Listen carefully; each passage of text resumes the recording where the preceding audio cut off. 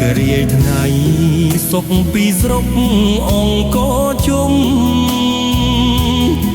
កូនលែងសុខុមត្រជុំត្រជាក់ចាឈូចិត្តផ្សាដាសំរាក់តាក់ដូនពេងជាប់អ្នកស្រុកខាងវ៉ារិនគុណគោលល្អគុណពុនពេកហើយពើស្រែខ្វាម្នាក់នៅជាប់ស្រុកស្រីស្នំនោះក៏ភា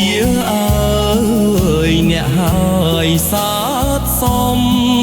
គោបដងអកដំហំហួនក្បែរភ្នំ